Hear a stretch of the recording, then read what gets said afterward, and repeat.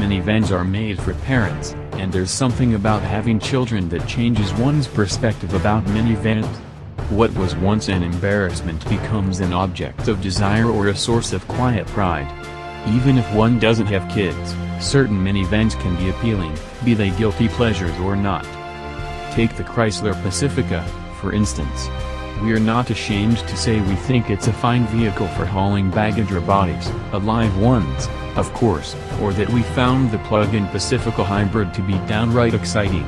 Pacifica set a standard for a new generation of minivans at a time when crossovers have nearly cemented themselves as the popular, less embarrassing family vehicle. The new Honda Odyssey has its work cut out for it, then, despite being the best-selling minivan in the US for the past 6 years. A trip to the Big Island of Hawaii with wife and toddler, and car seat, and stroller, and various toys, and lots of spare diapers, in tow was our test case to see if the Odyssey has what it takes to win over parents. The styling of the minivan is nothing too adventurous, though it's more complicated than the Pacifica. Exterior lines have a number of curves and bends, making it more interesting to behold, if slightly less elegant than the Chrysler. That feeling carries over to the interior of the Odyssey as well. The angular central touchscreen and the controls below it form the visual focal point, giving the cabin a tech-forward feeling, as does the all-digital instrument panel. In the Elite trim level, a strip of mood lighting separates the upper and lower dash, accentuating the futuristic look. As busy as it appears, though, it all ends up being very intuitive to use, and the Odyssey contains a number of swell features that add to its functionality, as we'd come to learn over the course of our time with it on the island.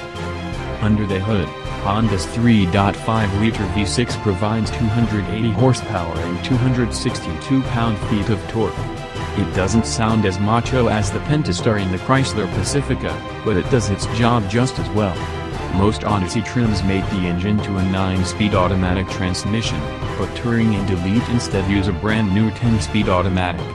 We found that the 10-cog box in our tester makes the Odyssey easy to drive smoothly, as it finds the right gear without hunting around.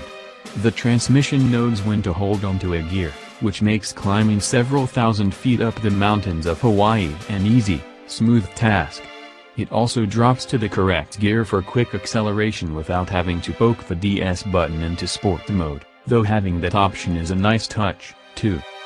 For those who want to take control over swapping gears, the Odyssey is equipped with a pair of paddle shifters mounted to the back of the steering wheel. We found these useful when descending mountain roads, using lower gears to keep the load off the brakes, but with one flaw: in the amount of time it takes to get to a lower gear, the lack of resistance from the engine is long enough that gravity causes the Odyssey to accelerate. This gives the powertrain more momentum to overcome when the gearing engages.